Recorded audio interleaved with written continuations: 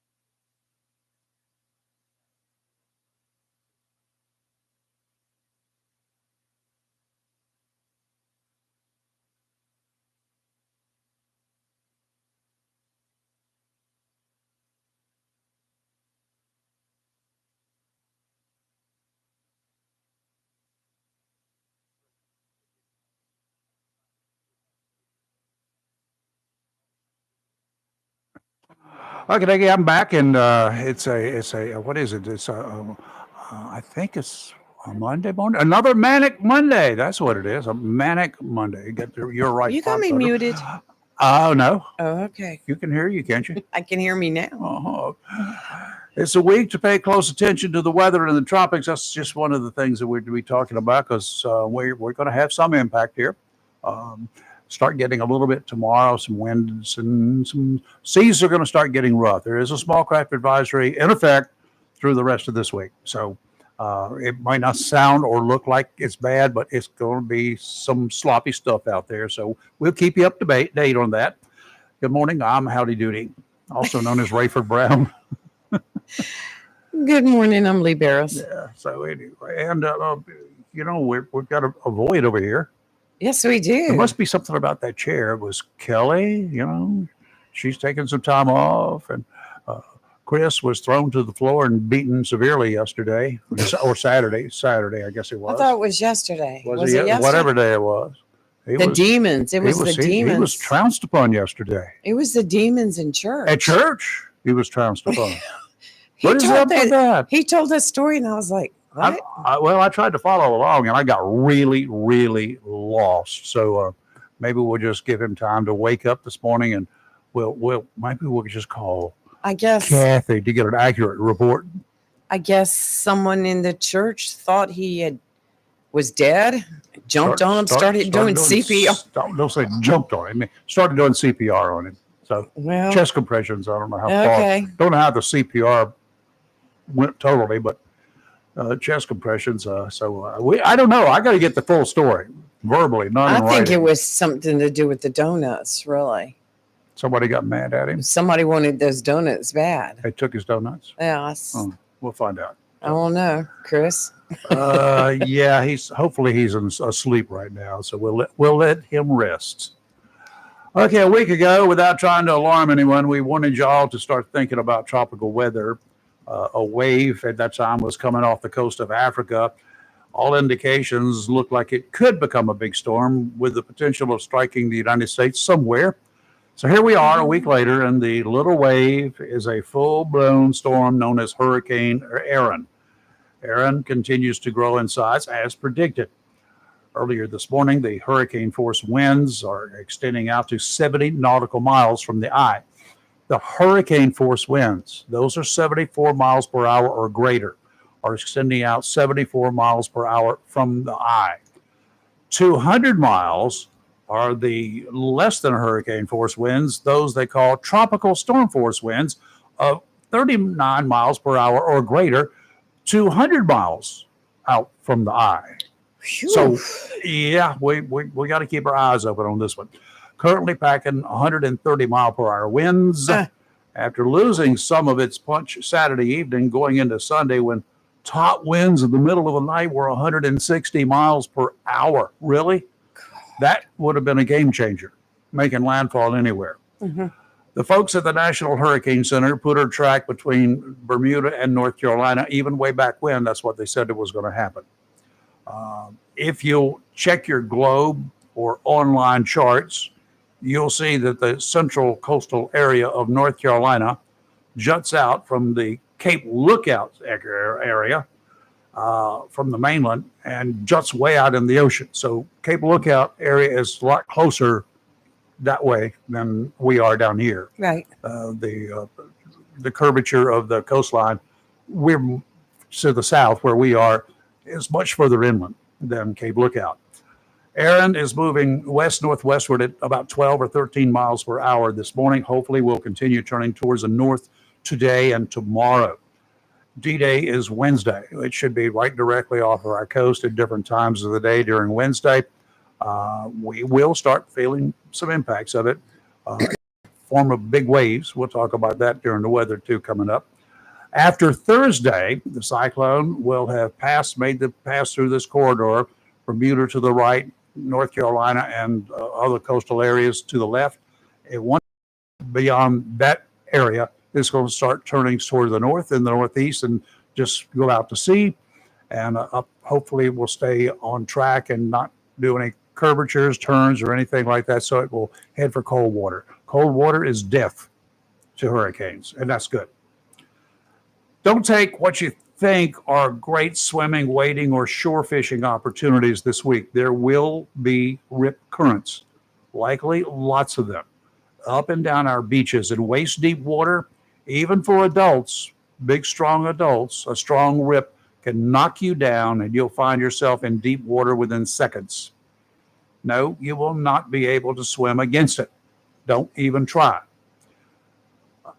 Wait until you're no longer being pulled further away from land, from shore. Then you either swim up or down the beach and then make it across the little sandbar that's out there and swim to shore. It will be okay then because you won't have the rip beating you in the face. Imagine how deadly that would be for a small child. Do not take your little kids out there and hold on to them like so many of you do, thinking that even in knee-deep water where you are, your 2-year-old is safe. He or she is not safe. That will be deadly. Could very well become deadly.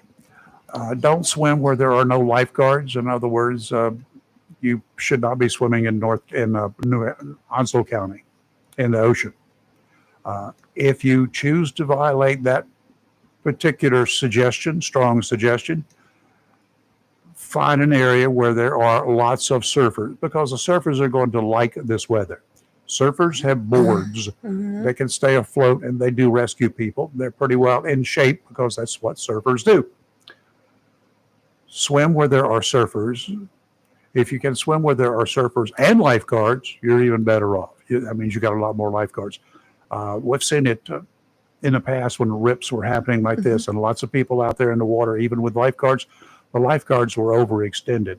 They pulled in and I think it was Carolina Beach, Curie Beach, and the space in between the two beaches, and Fort Fisher in one day years ago when I was working down there. They had over 50 rescues. Luckily that day they got everybody in, but I'm tell you about some worn out lifeguards. Worn out. They were worn out. Well, how about this, Ray? For just like everybody stay out of the water this week and plan to go next week. Absolutely. Maybe. We'll talk about the other thing that's out there later on. Check on your hurricane plan now, though.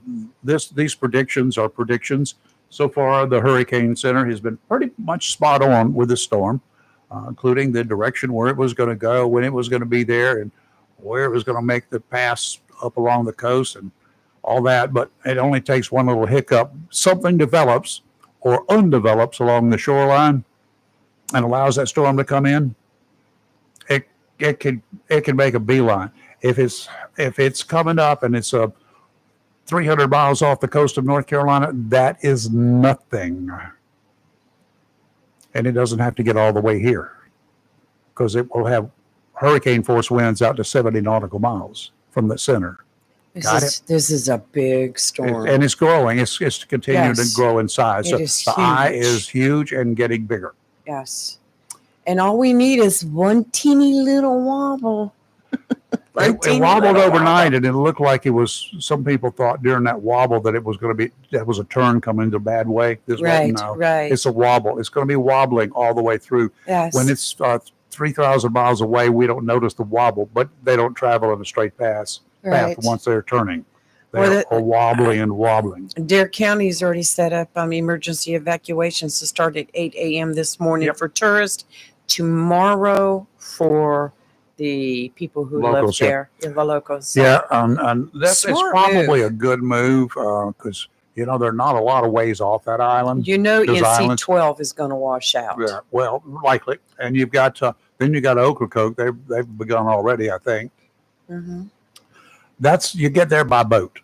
All right. Now, when the winds get up high, like they're going to be, the waves that get up high, like they're going to be, those ferries don't run. That's right. They stop. They're going to stop. Wherever you are, you're there, and you're going to be there for the duration.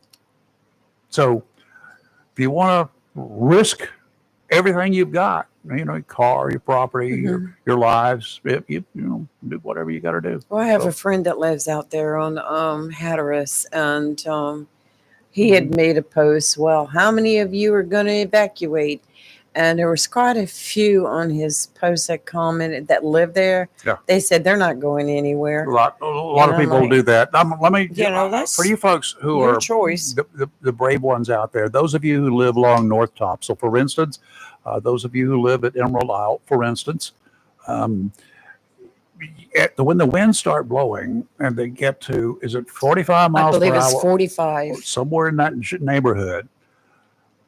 Those are tropical storm force winds, 39 miles an hour or greater.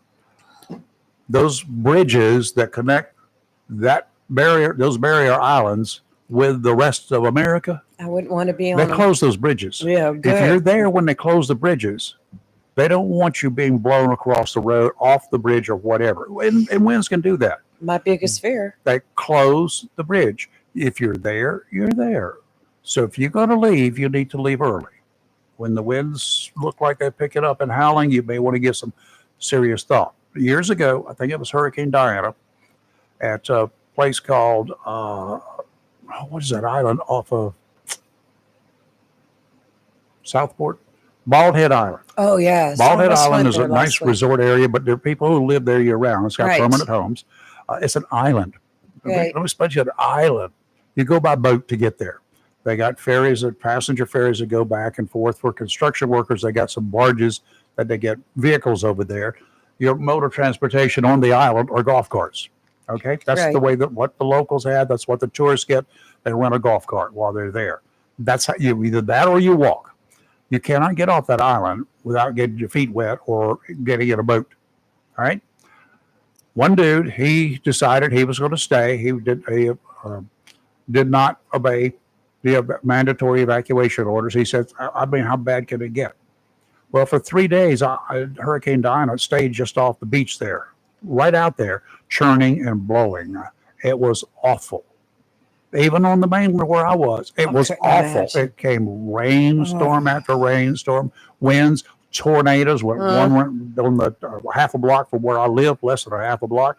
There was a big path through the little wooded area. You could see it. Trees cut off. Now, this dude calls in and he gets 911 on the phone in the middle of the night. It's recorded. It's been played 1,000,000 times. He said, "Would you please notify my family? I know I'm going to die." I mean, it was heart wrenching to listen to him. I'm It's getting probably, emotional. Probably just you somewhere talking online about you it. can find that. But he was of the opinion that he was going to die, and Oh, he had come to terms with it. He wasn't screaming and hollering. He apparently had already done that, but they tried to get him to leave. Once you decide you got to leave, it's too late. There are no boats that are going to pick you up and take you. All the boats have been secured. They weren't even in the dock, in the harbor there. They were gone. It doesn't work that way. They cannot send and will not send, risk other people's lives to go get you because you did not get off the island when you should have. exactly. Okay? Exactly. North Topsail. Think about how narrow that island really is. I know those of you who have lived there have already experienced flooding. And they overwash. Not now, but in the past. That road, you can't drive on it. Right. If that water comes over, if that storm is out there during a high tide and the water starts coming over and pounding across the sand dunes and what there are left of them, how are you going to get away? Where are you going to go? So give it some thought. If they tell you to get off, take your big high horse and your butt and leave. Then, okay? All right. Right. We might as well transition to weather. Might as well. Do a little bit of weather out here, right. too. Out of caution, precaution, I will call it now. Small craft advisory is in effect from tonight through Friday evening. Okay. Today, offshore, it's going to look quiet. Northwesterly winds around 5 knots, becoming southeasterly this afternoon. Seas 3 to 5 feet, so they're already kicking up a little bit. You got 5-knot winds and the seas are 3 to 5. You know something is going on below the surface. 2 to 3 near shore. They're 15 seconds apart. There's something really big out there brewing when they do that. That's a sign, y'all. It's not a sign that it's going to be pretty. Sounds and rivers are flat, but they're going to become choppy this afternoon. Tomorrow, today is the lull before the storm. Tomorrow, northeasterly winds 15 to 20 knot seas, 7 to 10 feet. Near shore, there will be 4 to 6. They will be building to 5 to 8 near shore in the afternoon tomorrow. Sounds and rivers, crappy, choppy. Wednesday, northeasterly winds 15 to 20. Increasing to 20 to 25 in the afternoon, gusts up to 30, seas 11 to 15 feet. On shore, 8 to 11 feet. Sounds and rivers choppy, becoming rough in the afternoon. I would say so. Understand. This is the lull before the storm today. Tomorrow is the day before the storm. And then I hope you're off the islands if they tell you to get off the islands by Wednesday. I would hope so. Today, a chance of showers and thunderstorms, mainly late afternoon. Sunny with a high near 91. Tonight, a chance of showers and thunderstorms, partly cloudy with a low around 72. Tuesday, a chance of late afternoon showers and thunderstorms, mostly sunny with a high near 89. And Wednesday, a chance of showers and thunderstorms in the afternoon, partly sunny with a high near 89. Northeast wind 9 to 11 miles per hour with gusts as high as 18. And I'm sure, Rayford, that will probably change a little bit. So we'll see. Now, the winds and all of that, when we're talking about storm force winds, tropical storm force winds of 39 miles per hour or greater, extending out from the center 200 miles. Okay. So it stays 200 miles offshore, the eye. Right. We're going to get storm force winds. If it stays 300 miles an hour, we're going to get lesser than storm force winds. But 18, 20 mile an hour winds ain't nothing to sneeze at here. You stuff in your yard, pick it up. Right, and it brings to mind what a friend of ours was talking about, we were having a discussion last week. It was Jack Bright, and he was talking about how much rain we've had Yeah. and how, The trees are in soggy ground. yes, they are.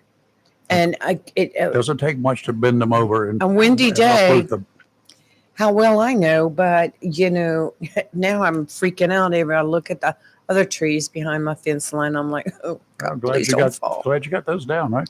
Well, yeah, but there's quite a bit more. Yeah, A okay. neighbor's side too. These big tall pine trees, and Oh, so I hate just those hope things. We got some back here, and I just Yes. dread a big hurricane yes, exactly. So, but we'll be talking about this storm here. Oh yeah. for the rest of the week, Yeah. and Hopefully, it'll take a northeastward course on Wednesday and just be gone out of here. yeah, that's the only thing. But most of your top-notch meteorologists, your hurricane center, NOAA, they're all pretty confident that it's going to go northeast and stay off our Yeah, coast. once it gets out of here, it yeah, and I feel confident too. But I always worry about that one little nudge, will. It doesn't take one much. little nudge. It doesn't take much. Seen them And happen. so many times. Rafer talking about Urin. And we have something else that's forming up Yeah, right we got behind it. disturbance number 1. It's 50% chance of formation within the next 7 days, 0% for the next 48 hours. It's a large area of disorganized showers and thunderstorms over the eastern tropical Atlantic associated with the tropical wave that came off the coast of, where. Why can't they just keep their mess? I don't want South African junk. Keep it. Right. Y'all keep it. Keep it on land and beat it and stomp it. Anyway, it came off the coast of Africa, and it's likely going to develop into something, 50% chance anyway over the next week. Environmental conditions appear conducive for gradual development of this system, and a tropical depression could form during the latter part of this week, while moving westward to northwestward. It's zipping along about like Aaron did, 20 miles per hour across the central tropical Atlantic. Should be possibly, if it stays on course and the same speed, it might be approaching those Leeward Islands, those down there to the north of, up there around Puerto Rico, the Dominican Republic, the St. Thomas, all the Virgin Islands down in that neck of the woods, and those islands in that chain going south from there. So that's where it should be towards the end of the week. Hope you're not traveling on a cruise going that way or have plans this time of year for that area. So it can be dangerous to have plans there. Could you imagine living in those islands? I mean, that's where you live. People do. And they say, I can't wait for summer. I'd be like, no. Well, they got kind of summer year round when Yeah, you get they that far do. south. So I do. you're doing all right. Anyway, we'll keep an eye on that one as well. You can't get out of the woods before there's something else we got to work. I have from what I've seen with the weather forecast locally so far, we're not talking about a lot of rain yet in this area. No, we've got enough. We've had enough. Right. So hopefully, as long as the clouds don't form and come this way, which, you just never know what's going to happen. Yeah, once it hits that warm Gulf Stream. Okay, down in Florida. I'm questioning the total legality of all of this, and I do see the state of California becoming subject to a massive lawsuit, as they should. An illegal alien, a commercial truck driver, has been arrested and faces deportation. He faces prison. After attempting to make an unauthorized U-turn in Florida, it resulted in a crash that killed 3 people. Haryinder Singh, who entered the country illegally, obtained a commercial driver's license in California, cost him $200, has been charged with 3 counts of vehicular homicide. That means he was at fault in connection with Tuesday's fatal crash. I hadn't heard anything about it until this morning. The Highway Patrol in Florida is investigating. I cannot imagine. Of course, the White House is all into it now. Obviously, they should be. Operating a commercial semi-truck with a trailer on the Florida Turnpike at Fort Pierce, this man attempted a U-turn in an unauthorized area. You can't just do U-turns on interstates, people. This resulted in the traitor jackknifing and colliding with a minivan, leaving all three of the minivan's passengers dead. I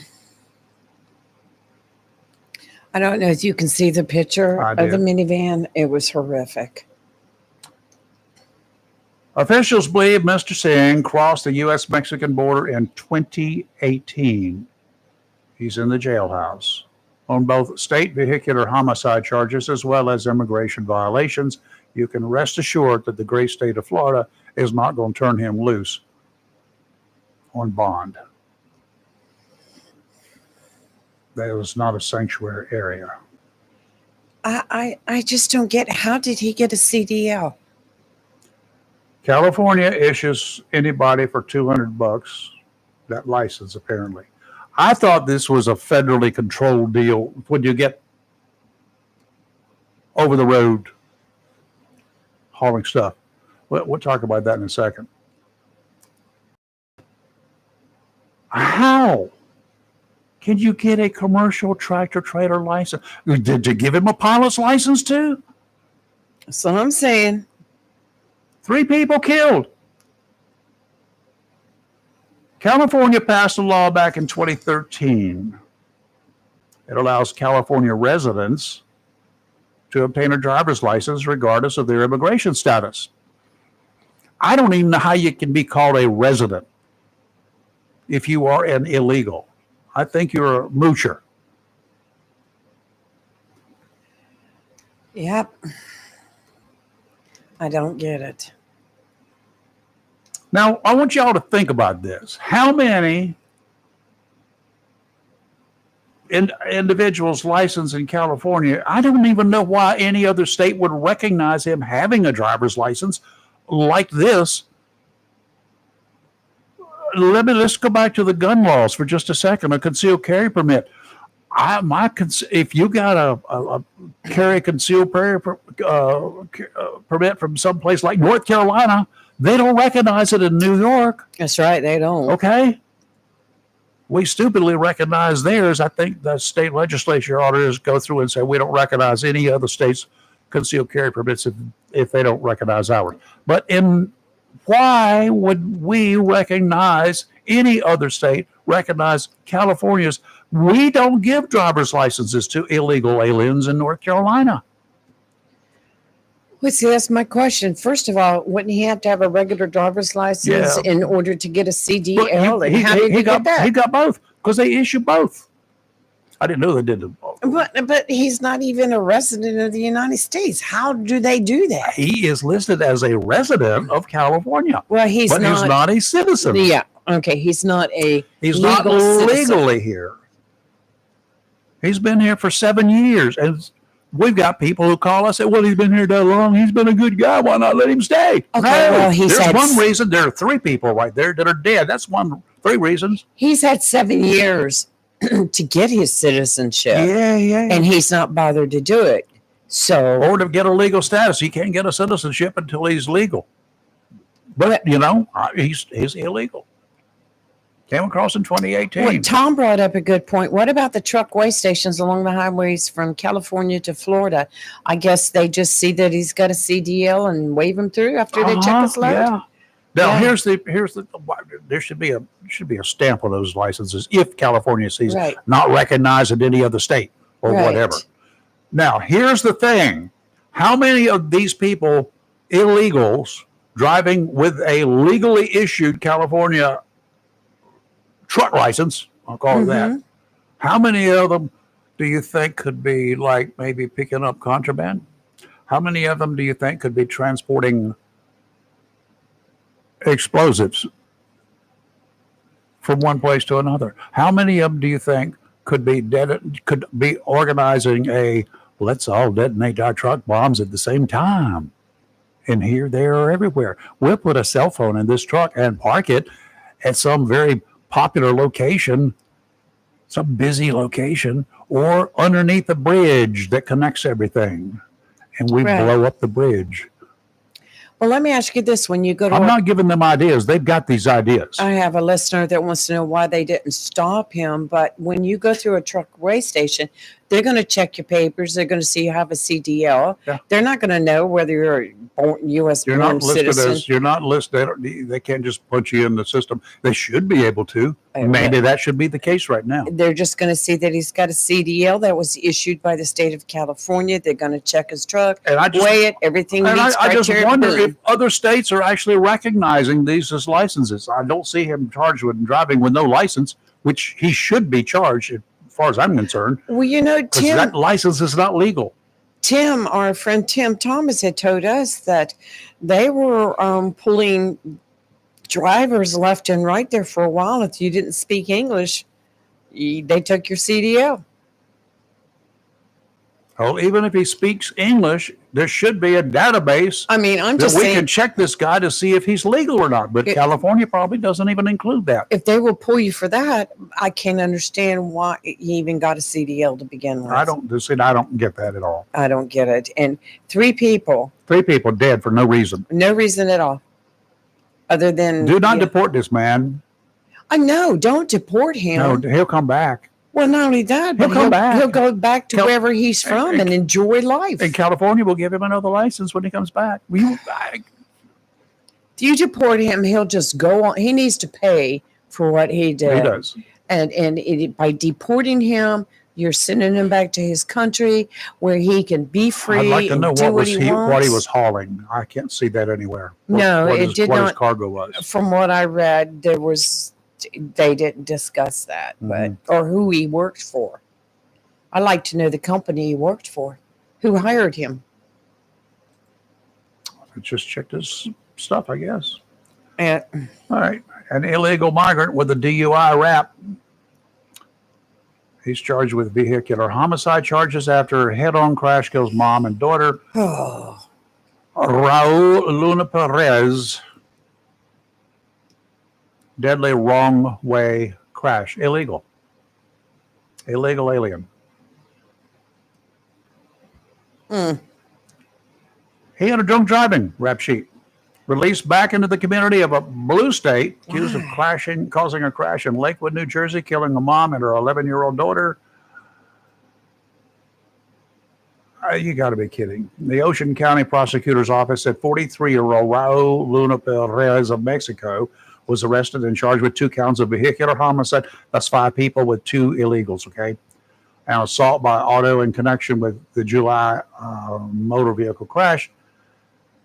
And now there's a U.S. Immigration and Customs Enforcement order lodged against him, a detainer, but it's in New Jersey. Will they honor that? Will they just release him on bond? why? And then he'll just disappear if they do. Exactly. Looks like Exactly. I'm looking at him. He looks like gang tattoos all over him. You've got to be kidding me. Well, going back to the first one, seeing, not only was he was arrested twice this year, March and April, for DUI. Again, in June, he was arrested for simple domestic violence. I don't get it. And for those that want to spit in the face of an ICE agent because they're trying to round up some Make of it these safe for bad us. characters. Too bad they didn't get these 2 rounded up. There would be 5 people alive. Just yeah. 2 teenagers would still be alive if not for sanctuary policies protecting illegal immigrant. This is a guy from an illegal from Honduras. Driving while impaired and crashing into a car, killing 2 teenagers in Dane County, Wisconsin. What's the body count now? These 3 people have killed 3, 5, 7 Americans. Is it worth it? Is it worth it, you sanctuary places? And they don't care unless it's somebody that they know, somebody that's dear to them. And then they'll be thinking twice about it. I can't believe that in 2013, California passed a law allowing residents to obtain a driver's license regardless of their immigration status. I mean, 2013, The drunk driver was a female, was 10, driving the 12. wrong way on I-90 on interstate Oh, on my the wrong gosh. way, driving the wrong way on an interstate. You know, those are divided roads, right? Yes. Absolutely. She was driving the wrong way, knowingly operating a vehicle with a revoked license while causing bodily harm. She had not installed the ignition interlock device on her car, did not have a license, in other words, and violating a court order, among other charges. Too late now, Wisconsin. You should have nailed her the first 2 times.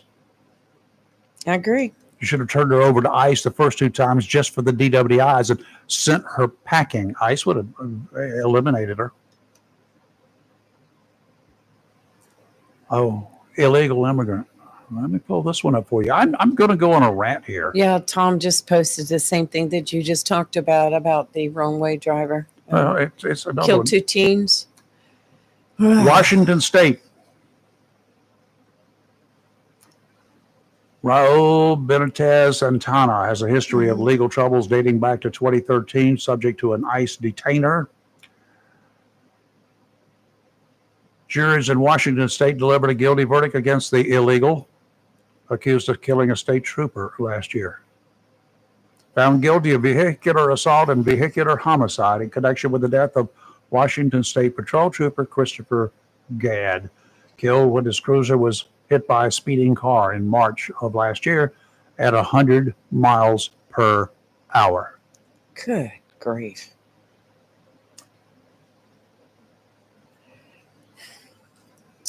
Well, What's the body count up to now? One of those being a highway patrolman? 9. I don't know. Teen illegal immigrant who killed woman in Colorado crash gets probation. Then he and his family get busted by Homeland Security. Good. Yeah, you bring to mind, I was watching a show that I watch on the weekends, that live show. And like in Richland, South Carolina, Richland County, South Carolina, Columbia. it's unreal. Yeah, Columbia County. Columbia, South Carolina. Columbia, South Carolina is Richland County. Right. Right. Okay. You got me confused there for a minute. But it's just surprising how many people they stop with a valid South Carolina driver's license that cannot speak English.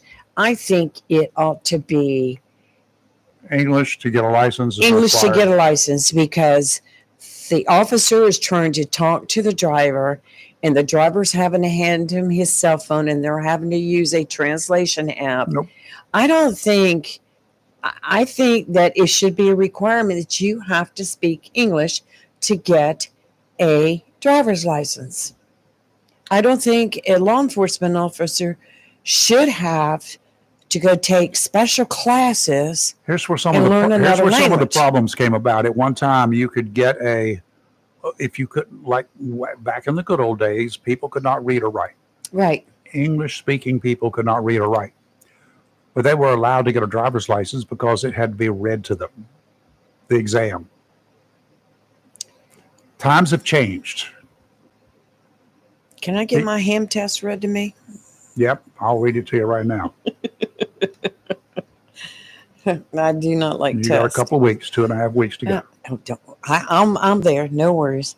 But that's what bothers me, because I was watching it Saturday night, and Richland County Sheriff's Office was stopping someone, and there was such a language barrier, and he was stopping him because he had no taillights and only one brake light, and so it was such a confusing mess. And I'm like, why not are they required to be able to speak English to get their driver's license? Maybe I'm wrong, but in my opinion, if you're going to drive in this country, if you're going to get a South Carolina driver's license or North Carolina driver's license, whatever, you should have a way to be able to communicate with law enforcement when they stop you, if they stop you. I'm just going to play dumb. If I ever get stopped, I'm going to start speaking another language. It may be Ebonics or something. No. And we're okay, Raver. We're talking about driving roads. We're talking about wrecks, casualty, fatalities. We're talking about fatals. I just People have to being killed, Americans. I just want to rant a minute. Go ahead. Save me the trouble. I think it was it Friday? We had a serious crash on Gum Branch Road We again, did. and a gentleman lost his life. And I'm reading all the comments that are on some of these different posts, and people are blaming the State Department of Transportation. They're blaming county commissioners for allowing housing developments to go up. Mhm. They're blaming everyone but the people they should blame. And the people they should blame are the people that are out there driving recklessly, not following motor vehicle laws. Gum Yep. Branch Road, it's a busy road, but if you do what you're supposed to do driving, 4:00 in the you'll afternoon. be fine. It's always late afternoon. Vehicles meeting, Yes. 2-lane road. Yes. One was driven by a young man who, pickup truck, pulling a trailer, a little Yes. utility trailer. He's driving along, minding his own business, and suddenly a vehicle meeting him coming in the other direction, Right. swerves into his oncoming lanes and hits him head on. Right. His Tragic. truck goes off the road, To a overturns ditch. Yeah. into a ditch. He's killed. He's Right. dead. Mr. Potter. Yeah, I do not know the reason for the other vehicle coming into the I don't know. I'm oncoming not going lane. to speculate. We Not don't do going to that. speculate, but my thing is, if people will just slow down. I've driven that road for years. I've lived here all my life, and I live off that road. I go down it a lot, and it makes me nervous, not because of some of the drivers. This morning, I told you, I witnessed a road rage Yeah. incident, and I'm like, what? People, Yeah, behave, people. if you just get in your lane, do your thing, drive like get you're your supposed to, stuff together. get off your phone, quit texting. And, I still see it every day, Rayford. You pull up to an intersection, somebody's sitting right next to you, just a texting away. The only reason that well, not necessarily the only reason, because I would target individuals, but if I could just be given one of them badges Mm-hmm. and a truck, pickup truck, You can just hold it up. I'd just drive up. I would work Western Boulevard and the bypass. That's Right. all I would work. Mhm. And the people that are driving and doing their silliness are going. I would be able to pull up beside them, and if they're doing whatever the But speed, what you hear from people about that? It's not that they were wrong. It's cops trying to make their quota. That's their answer for everything. It's trying to get your butt off the road because you don't need to be on there. Right. I mean, you look, we know traffic has grown a lot in Onslow County over the years. We know we have a lot more growth. We have roads that are absolutely crazy to drive on. The DOT They're cannot the do. same all over the state, all over the country. That's right, exactly. And if you do your part in being a good driver, then there'll probably be less Yeah. instances where there's a crash. Me personally, payday weekends, I generally stay out of town. Now, If I know the weather is forecasting really bad storms, I don't usually go out. And I try to avoid the busy areas. That's not to say I can't pull out of my driveway and get hit, but quit blaming everything but the real reason for these tragic acts, these tragic Yeah. incidents, or is your driving. the gentleman in the truck who was killed, Daniel Pollock, don't have a birth date or a location or anything where he's from. The driver of the other vehicle driving a Honda Civic, a brand new 2025 I saw Honda Civic, that. is Andre Keene Jr. He was westbound on Gum Branch Road. When he veered left of center, their wording, colliding with the pickup truck pulling the utility trailer. Keene was taken to the hospital, underwent surgery. When he gets through with that, he's facing charges that Yes. include misdemeanor death by motor vehicle, and there will be other charges. And if you were that young man, that's something that's going to stick with you the rest of your life. What That happened is what I would want to know. Right. What happened? We and, had a. and I'm sure the Highway Patrol has it down pat now because I'm that sure road is busy enough. There are plenty of witnesses. that road And was I'm closed. sure that they have, about 2 hours. Yeah, about 2 hours, thanks to the Onslow County Sheriff's Office app that notified us. Yeah, you guys, we need to, y'all need to get that app because it's great for weather situations. Yes. It's great for we'll put it on here. wrecks, lane closures, wrecks. And they let you know about it as quickly as they get information. And it's a good little app. I don't do apps. You understand that, right? You do now. Well, I don't do apps. You had to put it on here, and then I get notifications with that. I don't want a million apps on my phone because they all want to notify me about this, that, or else, everything else. Okay, we're going to try to talk about some other stuff. I hope it's something happy. Weather this morning. Oh, weather. Over there at Southwest, Randy from the Onslow Amateur Radio Club, he reported 69 degrees, no rain. Joe down in the borough, he had 72 degrees and no rain. We're going to go from the borough to the swamp. But Lee didn't send me a message or didn't call in this morning. Let's see if he sent me a text message like sometimes he does. Nope. He may be sleeping. You know how you Lee people are, right? Dale over a River Bend, he had reported 70 degrees and no rain. And right here at the studio, at that time, it was 68 degrees. It's now up to 69. Yes. And we had 0.03 inches of rain yesterday. I forgot to look at my gauge this morning. I just 0.03 is virtually next to nothing. I don't think I had a thing. Could have been heavy dew falling off the trees into the Now rain that gauge. I finally have the system all like it's supposed to be. Yeah, well, that's good. Everything programmed in there correctly. I've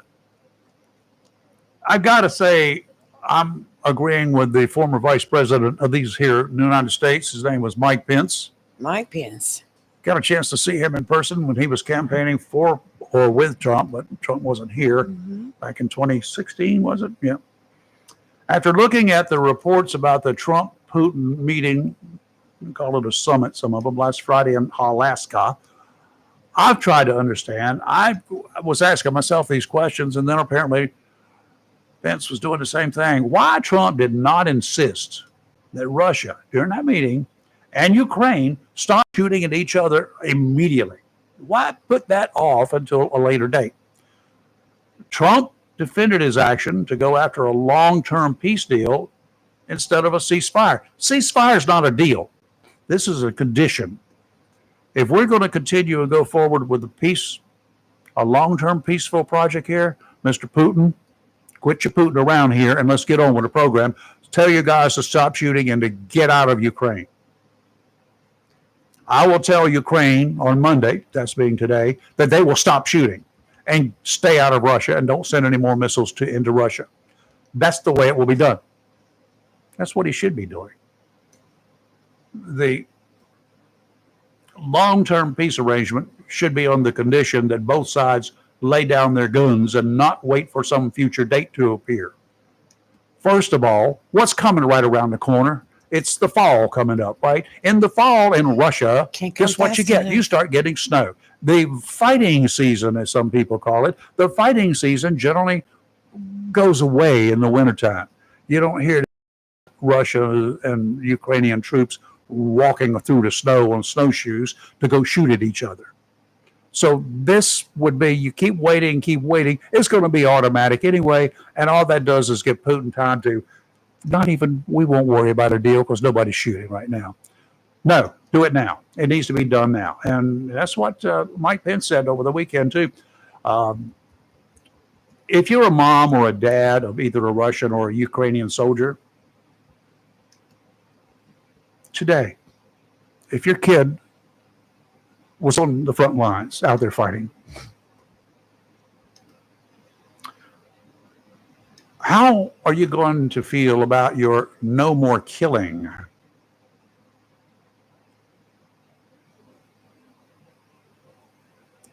Unless things happen. They're not going to stop. They're going to continue to kill up until they have a peace agreement. So your son or your daughter on either side is out there playing shoot 'em up games because the two sides are stupid and won't stop shooting at each other, won't put out the order, we're not going to be shooting unless they shoot. And then just don't shoot. It takes both of you to stop. I just want to know who thinks that this is going to be settled really soon. The war's going to end. All the fighting's going to end. Here's one way. First, Ukraine, if you don't agree, we ain't going to send you nothing else. You don't get any more aid. You don't get our help. You don't get any more bombs from us. You don't get anything to defend yourselves. Now, you got it. I hope you got plenty of what you need, because we're not sending you anymore unless you agree to no shooting and a peace deal. It can be done today in the same terms. The terms for the peace, long-term peace deal can be worked out, but no more shooting effective today, right now. Pick up the phone, call your commanders. Russia, what we're going to do with you? Russia, oh yeah, sanctions. You are not going to be able to move a boat, a ship, or anything else and do anything. We're going to issue such sanctions against you that you can't turn around without having problems. Tariffs, anything that you export to any of our friendly countries, those friendly with us, you exporting it to them, I'm going to encourage them to put taxes, tariffs on those products that you can't even believe. Want it? Drink all your vodka. It ain't coming out of your country. It's a good opportunity to open a vodka factory here in the United States. Pence asked pretty much the same, he had those same concerns after this Alaska trip. For some reason, he said, Trump seems to prefer what Pence called the velvet glove approach when he's dealing with dictators. I've noticed that. He deals with a dictator, and he's like, oh, nice and easy going. He doesn't want to put down a hammer on them, and they need to be hammered. They're doing nothing but creating problems for the rest of the world. We shouldn't have this problem. We're having to put up with it. If you're not going to sign off on the peace accords, we're just not going to help anybody, and we're going to hurt Russia. He also, Pence said, should call Senate Majority Leader John Thune to immediately pass the secondary sanctions bill that is supported virtually by everybody in the United States Senate. The secondary sanction bills against Russia. He said the combination of engagement, making it clear to Putin that we are prepared to take actions that would initially break his economy, even while we redouble our commitment to the security of Ukraine, would get Putin's attention. If Ukraine agrees to lay down their arms, we'll continue supporting them. We'll hurt Russia if they don't agree to this. If Ukraine won't agree to it either, we're going to hurt Ukraine they're hurting themselves. We're not doing it. We just won't help them. Well, Rayford, even if they came to an agreement, a ceasefire, we're going to make peace, we're going to start trying to be better, blah, blah, blah. How long do you think all that's going to last? I don't know. How long has it lasted in Korea? How long has it lasted with Japan? Mm-hmm. With Germany?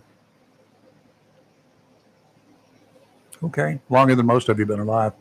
There will be, even with a ceasefire, long-term peace, there are going to be tensions out there on the borders. You're going to have individual soldiers, because you can't control them, are going to start taking pot shots. That is not a violation of a ceasefire, in my opinion. That's when you take that other soldier, you spank him really hard. Well, that should not be a sign that everybody starts firing on you. And if they start firing missiles and they start firing, sending drones over, no, that's a violation of the ceasefire. Well, I'm trying to be positive about it and hope for the best, but history's already shown us. It has history, but this is 4.5 years in the making now. Is that what it is? Right, yes. 3, 4, 5, yes. Whatever it is. It's got to stop. Right. Because they're killing these people at higher rates than we lost men in Vietnam. Right. 100,000 100,000 Russians or more. There's more than 100,000 Russians. I think about 100,000 Ukrainians. Man, So how much can you lose? Putin sure did slam the former administration over this. Well, but you had somebody else in office prior to that could have done something, should have done something, Yes. and Trump should have done something already. He's tried, sort of, but he's had other issues too, which we're going to talk about right now. Go with it. Everybody has complained about the problems in Washington, D.C., our nation's capital. This is the one place when people come from other countries for the first time, they want to see the capital. If I go to France, I want to see Paris. If I go to anywhere, any other country, I want to go visit their capital. I want to see what they're made of, right? Right. Tour the things that you can tour. They're afraid to go to Washington. Remember when foreigners were afraid to go to Florida? Way back, not that long ago, 20 years ago, Florida was listed as a high-risk location to visit from other countries. Wow. Yep, it was. I don't remember It was. that. Oh, yeah. The Washington Metro Police Department, many complained, had a soft attitude towards fighting the bad guys. They just let crime run rampant, according to people. That's not It like wasn't that the now. cops. It may have been one leader of the cop divisions, like the chief, somebody. It's politics are involved, and they did not want Washington to look really bad. They certainly didn't want to turn loose a lot of cops to beat up on bad guys. I don't know why. You need to bring them under control one way or the other. If you can't, if they're going to fight you, if they're going to not go to jail for you, then you're going to beat them up. It's called subduing them. I'm sorry, you don't beat them up. You have to bring them under control. Cuffs, shackles, jail. And if they don't comply, then you're going to have to do it forcefully. As is allowed in the nation's capital, the president can intervene and take control of a police department and bring in federal troops if it's necessary. Donald Trump thought it necessary, and that's where we are now. Saturday night, this past Saturday night, you ready? Saturday night in the city. 68 people were arrested. 15 illegal firearms were seized. Charges against the individuals included aggravated assault, assault on police officers, and resisting arrest. Felony grand larceny and possession of a controlled substance charge was issued. And along with those charges, they picked up a man wanted as a fugitive from justice. Saturday's arrest pushed the total number to more than 300 in the first 10 days of this operation. Of the 300, 168 were illegals, either felons or gang members. 3 homeless encampments were cleared on Saturday. They're trying to clean up the city. And they're going to get it clean one day or another. We hope. We hope. So that's the way things work. Are you thinking of booking a flight on Air Canada? You want to take a flight on an Air Canada aeroplane? No. You might want to see what else is available. Why? Flight attendants for the airline are on strike, saying the company isn't paying them enough money. The Canadian government ordered them to return to their jobs. They said, So far, more than 100,000 passengers over the weekend were left stranded. All flights were grounded, I think, except one.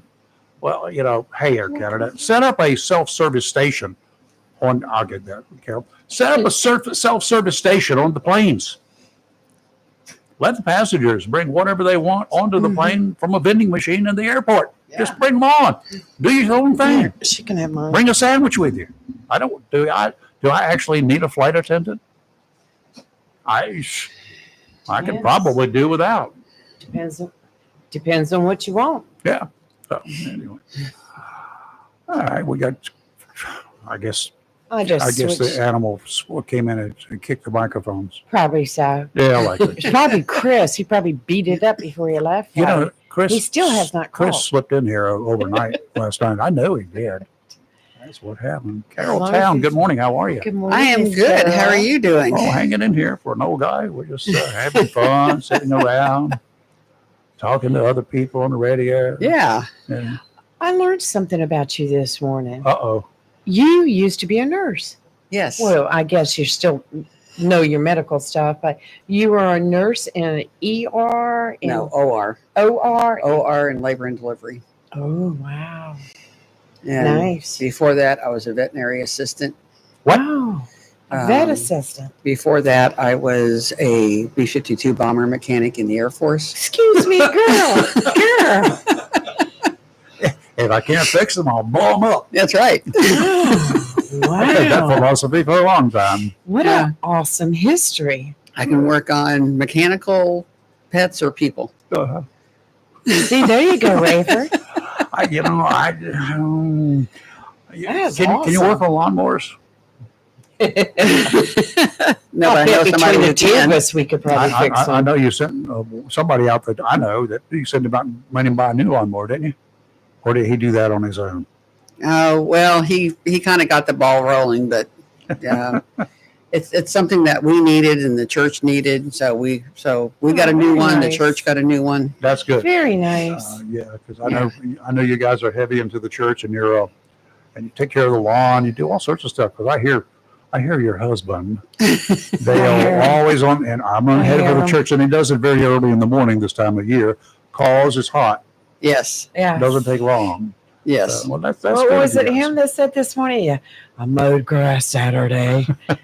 Yes. That was him. That was him. Because he couldn't mow on Wednesday because everything was flooded. Yeah. Everything was too wet. The ground was too soggy. You might find that out this Wednesday too. Yes. Right. I Yes. generally do mine on Fridays. That way, Saturday and Sunday, it looks really sharp and nice. And I watch my neighbors have to mow theirs. Yeah. He's trying to convince the guys that Yes. Friday would be a better day because then it would be nicer on Sunday. Right. That's Tim Thomas calling. Yeah, we need to take a real quick call if you don't mind. Yeah, Carol. because No, I don't wanted mind. to ask him about the CDL. I sent him a message earlier. All right, so- Jimmy, were you there? The donkey man. Yeah. The donkey man is on the highway. There Yes, you we go. are. Well, all right, there, good buddy. What you got? Did you hear us talk? Did you Good hear? buddy man. Did I you, didn't get to. I'm training, and I got a new guy. He ain't worth a darn because his first name is my last name, so he's got 2 strikes on him to start with. his first name is your last name, and Right. my middle name is your last name. I'm like, Exactly. what? So you're in the same bunch. I'm confused. I just stay Yes, totally we are confused. confused. But at least still loves me. It don't matter. Yeah, she, it's a 4-letter word in her case. But anyway, What? Yeah. I like to make her blush. Yeah. I'm sorry. I was changing headphones and I missed the whole conversation. Well, that might be a good thing for you. I sweetheart. saw that. No, Tim, we were talking earlier about the illegal immigrant that was given a CDL license out of California. And this recently he was in Florida on the interstate and made an illegal U-turn, which resulted in the death of 3 people in another vehicle. And we were just like going, how can you get a CDL and not even be a U.S. citizen? There was 2. They've already been found and charged. There was 2, not companies, but they were 2. I won't say individuals either, that were handing out non-domicile CDL. That's what it's called. Now, person can come over here on a green card and legally, and he can get a non-domicile CDL. But Let me explain this that one to is you. very rare. Let me explain ahead. this one to you. The state of California issued him a regular CDL.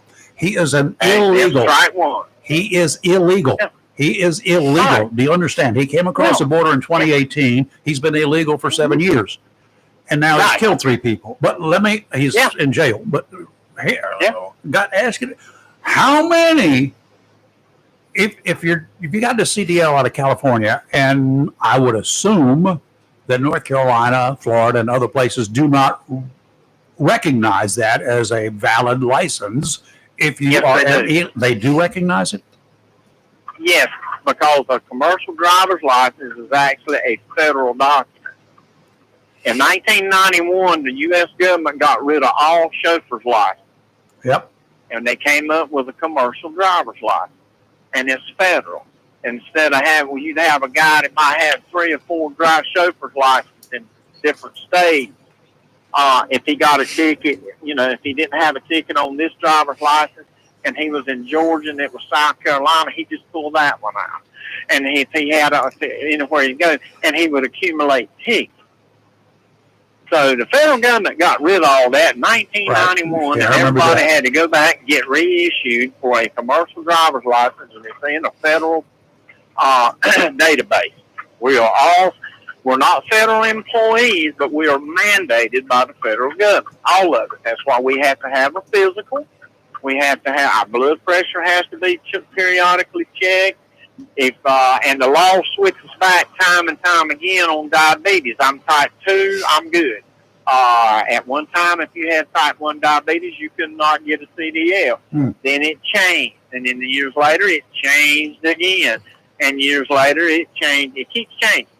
Are you required with what you do to have also a TWIC card, transportation workers card? I have to have a medical examiner's card. Okay, so you don't have Is to that get what you're talking about? No, you don't have to get the federal ID card. Then like to hit the state ports and stuff, right? No, I mean you have to have a TWIC card to get on any supposed to be any federal installation Right. and the ports, and Yep. I have one. Oh, okay, so you do have one. But I have we call it a TWIC card, and I'm sure that's what you call it. That's what I'm talking about. Transportation workers I card. have. I've got one too Yeah. because of the work I did in the Yeah. state ports. What are you required to have one as a CDL or just if No, you want to? no, you're not. Okay, all right. Because I was going to say You're not if this required. dude got a TWIC card, that's a federally issued card from Homeland Security. That is not. That's not a CDL license. Well, here's the way you get around that. Here's the way you get around it. If he has to go to a port and he does not have a TWIC card, he can make a phone call. And you have an agency there who they'll charge you upwards to $70 an hour. And they will escort you. Yeah, I know you have to have an escort. Right. $70. And so that's I why want that's that how to job. get around it. But yeah, there's non-domiciles. It started out for the people with green cards, but Yep. you got people that when you slide them money under the table, they'll issue you a CDL, and when they get caught now, God bless them, because somebody's ever who issued that driver's license to that guy, now they are bad creek without a paddle. Well, apparently And, it's being done in California on a regular basis because California Yeah. says it's okay. California does. There's other states that have done it too. New York's done it. Have been caught doing it. Other states have been caught doing it, and that's just. So we got illegals they're We got illegals driving big trucks that they can load down with all sorts of bang stuff, right? And make it go boom, park it under a bridge somewhere, overpass somewhere, it happens get out and walk all away. the time. Uh-huh. And here's another thing. It's just like that person could have, and he probably didn't. He might have been a company driver. I didn't get into that. But he can get a grant from the federal government to buy a used truck, and the only tax he's got to pay is the fuel tax at the pump. He doesn't have to pay highway taxes, road taxes, or nothing for 7 years. I'm going to hope that he wasn't able to buy a vehicle. I don't know. Or get a grant. I didn't. Yeah, and Okay. how stupid you can be to make a U-turn on a turnpike or interstate highway, and it says, you've seen them, official use only. Yeah. But he made that U-turn, I think it was on the turnpike. I will tell you that in the great state of North Carolina, there's only one person that can turn across an interstate at any location. That's a highway Yep. patrolman. Deputy sheriffs Highway cannot do patrol. it. City police cannot do it. Rescue squads cannot do it. Fire trucks cannot do it legally. They all do that, but Oh, yeah. nobody's going to hurt them. No. Anyway, okay. All But right, it happened, and I'm sorry about that. I mean, folks, and that's another thing. They're really cracking down on it. Arkansas was the first state to do it. It's before Trump made it an executive order. Because the law's been there since the 30s to have any kind of commercial driver's license, chauffeur, or anything else. You must be able, it's in the FMC book, You must be able to speak, read, and understand Yep. English. Yeah, let's. Lee went off on that this morning too. Yep, I totally agree. Well, it's the truth. Okay, sir. Thank you. We got to go. Thanks, Tim. Y'all be good. Thank you. All right, You're so bye. well. Sorry, Carol. I think you may have heard about the wreck down in. Oh yeah, I did. I read about it this I'm morning. like, It's awful. really? This My is- rant was that people want to blame the DOT and they want the road widened. It's not the road itself; it's the drivers. That's the gum Right. right. Yeah. Well, there was another accident I had heard about, and I don't know if it was in California or not, but it was an illegal that was driving a truck, Yes. couldn't read the signs, didn't know English. His brakes went out. He didn't realize that they had the runaway truck ramps Yeah. for going down the mountains, and he crashed and killed somebody. I got up to a body count Oh, with get it. 3 drivers this morning of 10 Oh, in the past couple of months. Yeah. Illegals, yes. not people here on visas, not Right. people waiting for citizenships. Right. They're just Illegals, they illegals. jump the border. Okay, Yes. that's it.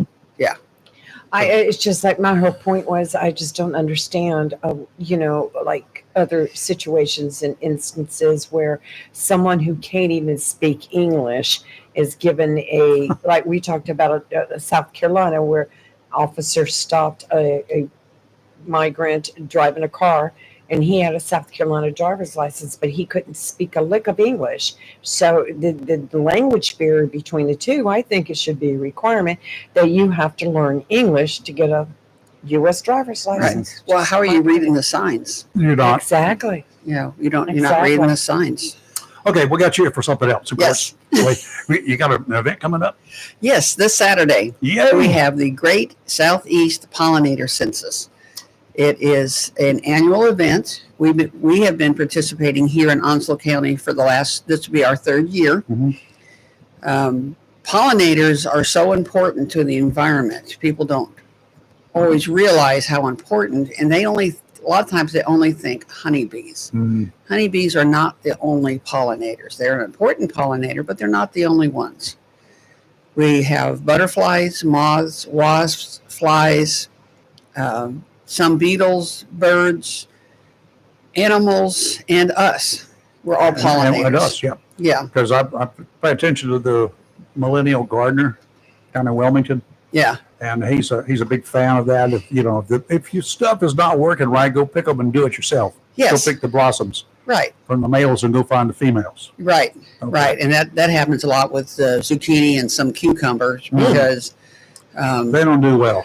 they don't do well. That's where I messed up this year. Yeah. I'm sure. Yeah, because they're the way they are. If I get a big net to put over my whole beds, Yes, one that butterflies cannot get out of, and put a bunch of butterflies in there, well, it's not necessarily going to work because they need they need a certain amount of flowers for nectar. they need a source of And nectar. Okay. some butterflies, like the black swallowtail, they need certain plants that they lay their eggs on that the Ah. caterpillars will then eat to go through the whole stage, So- make the chrysalis emerge again. So if So you don't I have have to do a net those, over my entire acre and a quarter, right? right, Yeah. right, That's not going to work. it's not going to work. But what's going to happen at the event Saturday? Well, the event goes from 8 a.m. to noon. Now, you don't have to be there the whole time because the census itself only takes 15 minutes. We'll give you a count sheet. We're going to make sure that you fill out the top part completely because if we don't have all the information, then it doesn't count. What do you mean a census sheet? Just your information? We share it with the state. We Uh-huh. share it. There's 4 states that are involved in this: North Carolina, South Carolina, Georgia, and I think Alabama. Okay. Georgia is the one that started this. And so all the information goes so we can see how our pollinator census is going, how our populations are going. Mhm. And all you do is you sit down in front of a plant and you're counting the pollinators. Now people think, oh, I got to see, okay, does a butterfly come in and then it goes away? No, it's every time a pollinator lands on a flower, you count it. So even if it's the same pollinator, Okay. you're going to count. You can count it multiple How, times you just sit out there for, for 15 minutes. that's it? Yeah, 15 for minutes at just a time. 15 minutes. So it doesn't take a long time. Okay. We have, this is the perfect time because we have so many plants that are flowering. We have different areas of the garden. So we have the wildlife garden, we have the pollinator garden, we have the children's garden, we have plants around the pond. So there's different areas that you can go and count the pollinators. Out where you are. Out at the Discovery Gardens, Yeah. which is behind the farmer's market. So that you want people to do that there. How about doing it at their own homes? They can do it, excuse me, they can do it at home. Okay. All they have to do is download the census form Mhm. and it'll have all the rules for it. Okay, good. They go to GSEPC, PC, the Great Southeast Pollinator Census.org, and it'll have all the information on there. Now, But- what does the state do or the states do with the information? Well, it just gives them an idea of how healthy our pollinator Mhm. populations are. I was worried myself because my front garden is flowering like crazy. I have a bumper crop of butterfly weed this year, which is a type of milkweed, and I hadn't seen my black swallowtail butterflies. Well, a couple of days ago, Too hot? it may have been too hot because now, I have got lots of butterflies. So, Is there I suppose I do this at my house. Is there a certain number that I'm trying to reach or over a 15-minute period of time? no, I'm it doesn't matter how many you count. It's just that you count over 15 minutes. Well, I was just trying to figure out when do I know it's good and when do I know it's bad or not good? Well, we don't know. Okay. After the count, you can go back to the same website and see what the results are. Okay. But along with counting, we're going to have a couple of booths. We're going to have an Ask a Master Gardener table set up Oh, in the farmer's market. I got questions. We're going to have a couple of information tables, one in the gazebo out at the Discovery Gardens, and we'll have another information table. We're going to have handouts that shows you what plants you can put in to help attract hummingbirds, as well as some of the pollinators, Okay, how to make your own hummingbird food. Robbie does that one by Yeah. the gallons. Yes. We're going to teach you how to make a handout to teach you how to make a mosquito dunk bucket to help control the population of the mosquitoes. Because we would like to have fewer of those. Oh, yeah, me too. Amen on that. And we're also going to have activities in the children's garden. Mhm. We're going to be repotting milkweed, so you can take your own milkweed home to help with the monarch really? butterflies. Okay. And we're also going to be making puddlers. Puddler is just the base that you put underneath a terracotta pot. So it's just a terracotta base. Sure. You glue rocks in there, put a little bit of dirt, and you keep it moist. It helps with the butterflies especially, because if you've ever seen a wet spot on the ground, sometimes you'll see lots of butterflies. They're not only getting the moisture, but they're getting the minerals out of that dirt. So the dirt is a good thing to have in there. Dirt is a Okay, good gotcha. thing in, and then you have rocks because you want them to be able to land on something. They don't want to wade. They don't want to wade. They don't want to drown. Mhm. We don't want to drown them. So bees, butterflies, things like that, they need something that they can land on to get to the water. So if you just get a bunch of those little saucers, I call them, Yeah. and put some rocks in it, you show them how to do that Saturday? Yes. Oh, good. Yes. Okay, guys, this is a place to be if you want to have a decent garden. And Saturday morning, I don't think I've got anything. We don't have a meeting this Saturday. No. No. So I think I may just try to drag Robbie. She should be back by then. Drag her out there and we may just take you up on that one. Yeah, If and, we get there late, we're okay. and Yes. this is going to be at 4024 Richlands Highway, which is the farmer's market The right there in farmer's that same market. area, right? Just be careful. I mean, the parking, you're going to have to be a little creative with parking just Yeah, because I they're know doing about that. There's a median there. I'll park in the road. well, they're doing the remodeling with the senior center, Yeah. which they're saying, and I could cross my fingers, I'll believe it when they actually do the ribbon cutting, but it's supposed to be finished in April. Let me see. EOC That's expansion. next year. we're supposed- I know. Okay, I'm just, I found it easier because when I went for the plant day, it was lined up on the highway to get into the parking lot. Yeah. So I turned around and went down towards the government building, took the first left, came up that way, parked along the side of the road, and walked. But it was really busy, really Yes. busy. So sounds it good. was an easier way to get in and out. Okay, now Yeah. you mentioned skeeters. Yeah. We've had plenty of them this year. People got Skeeters. water Yes. standing here, there, and everywhere. You can hardly not have it, to be honest with you, these days. Water will stand on flat wood, I've seen, Yes. and ponding in the yards. I've got sponge out there in some places, it looks like. We got one place there that we call Lake Robbie when it rains real hard because it looks like a small pond. But I've also noticed, we noticed a mosquito control truck coming by and putting out very small, it used to come by and it was like a fog. Right. But today, apparently, they just shoot out some small amounts for mosquito control. What does that do to the pollinators?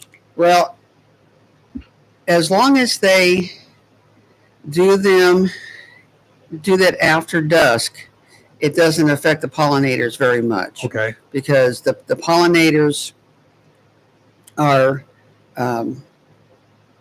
they're active during the day, Okay. except for the moths. The moths go out at night, obviously. Mhm. The fogging does affect to a point, and that's where the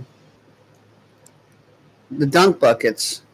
And if you have standing water, even if you don't do a bucket, if you have standing water that's going to stay for a long time, there are some mosquito rings that you can get that kill the larvae. Oh, really? Yeah, and it's they're sold at quite a few stores: Lowe's, Home Depot, Tractor Supply, Walmart sells them, Amazon. and they're called mosquito dunks, and they can contain what's called Bacillus thuringiensis, and it is a natural bacteria. Mhm. It kills the larvae, so they can't develop. It is completely safe, non-toxic to the. So To animals? Doesn't hurt the pollinators. No, I used to throw these in my horse water trough to keep the mosquito population down. Didn't bother. Horses, no problem. Okay, good. Yeah, so it's and it's something I used to throw into the ditches alongside the road. I was going To to say, keep the 'cause mosquitoes down. We could do what we used to call in hunting baiting. Yes. We could put buckets of water out there and put these things in them just to kill Well, that's where the dunk buckets them. Okay. come in. You put straw, old grass, something like that in. Straw is usually better because it lasts longer. Mhm. It doesn't break down as quickly. You put some water in that, let it soak for a little bit, let it ferment. And you put some of these mosquito dunks in, and then we recommend putting some wire over the top just to keep squirrels, Sure. raccoons, things like that out of it, so they don't drown. Yeah. And then and it's recommended, do not set it up right next to your house because it does start to smell No. after a while. Yeah. Fermenting. For fermenting hay, fermenting grass. That's called rotting, folks. Yes. But you attract the mosquitoes to that. They lay their eggs, but then these mosquito dunks Mhm. don't allow them to develop. Okay. Just So- put some chicken wire over the top of it. Right. So, the little critters will stay out. The good little critters will stay out. Right. You still- Or put up bat boxes. That is Put the up- key. put up Bat bat boxes boxes. are good. I've yes. got to get the dimensions for those things. It's fairly simple. It's just that hole has got to be a specific size, so other critters cannot get in it. Bats don't go into holes. They're open in the bottom. In the bottom? in the bottom because they will fly up and the way they roost, they hang on Really? and they need to fall out in order to start flying. So it has to be at least 12 feet off the ground. Yeah, okay, I got places. So I think if you go to NCU extension to their website, I think they have the plans for making. I'm bat going to do boxes. that because I got shot back there. I can make those things. Yeah, I can make about 6 or 8 of them. yeah. We so- used to have a lot of bats in the neighborhood, and I don't mean the people kind. I'm talking about those little critters, and they were fun to, at dusk. oh yeah, When they came out, they were hilarious to look at. We had a blast. oh yeah. And when they're doing their aerobatics, it's because they're going after insects, Mhm. and so they're not. They like we talked about before. They will not get into your hair. No. People would be afraid of that, but if you think about the times that it happened, you had these women in these big beehive Sure. It hairdos with looked like all them. this hairspray on it, and sometimes moths would get into it, and that activity sometimes would attract the bats. We're going to try some with Lee and get her all decorated out, and we'll put her on YouTube as a camera on her for 24 hours. That would be fun. So bats. Dale and I used to do bat counting in Oklahoma. We've been in caves with bats, and I they remember you telling that story. and The bat they cave. yeah. Mm-mm. I would have Nope. bats occasionally fly and land on me, but Really? when they realized I wasn't the wall, so they would take off. And Nope. we had one poor girl that had one. It was trying to miss the guy in front of her, and he moved, and it landed on her face. Oh, Freaked her out. Freaked her out. I But would give them the money to that's see what that. you want to call it. But But it was Go bat. but it was go bat or go home. yeah, and it's something that we did to help with the state to figure out the health of the bat populations. Well, you would have been proud of me. I did call you, but you didn't answer the other day, one day last week. In my driveway out here, it had been raining a little bit, and there was a little turtle about that big around. Oh. It was crawling down the driveway. And I said, well, I'm getting ready to drive away. I don't want to feel a crunch. Yeah. So I relocated, said, little critter. Well, good. We used to have a lot of them. I know Dale has told me you will stop 60 miles an hour, you hit the brakes.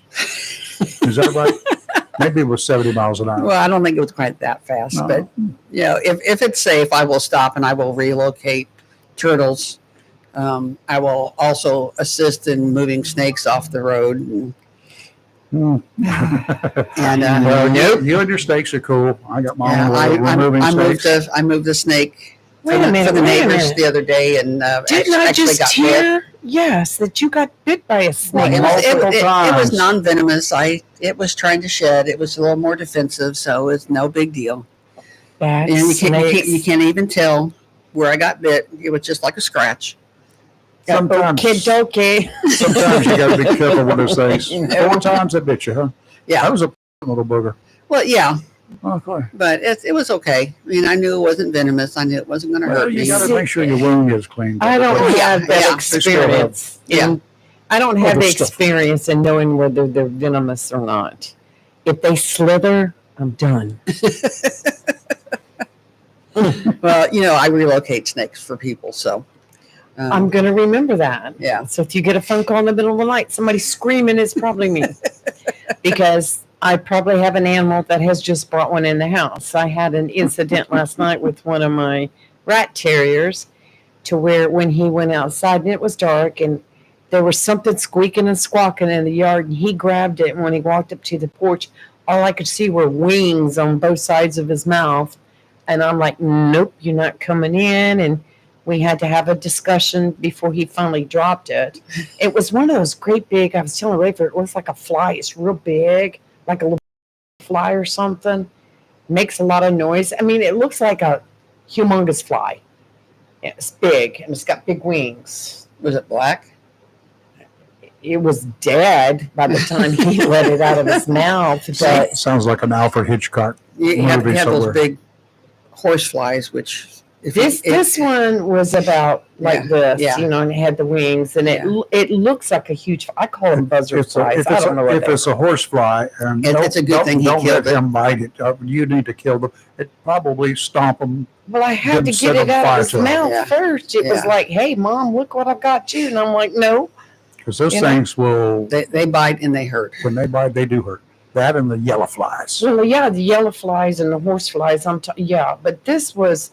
He wasn't a fly. He just he's like a little buzzard thing, and he just like makes a lot of noise. And if you're ever walking out the door and one lands on you, and the neighborhood wakes up from all the screaming, you'll know what I'm talking about. But it's just, I've never seen a buzzard fly. I call them buzzard flies. I don't know what they Well, are. I've seen buzzards fly. It's some kind of insect. I'm gonna see if I can buzzard fly.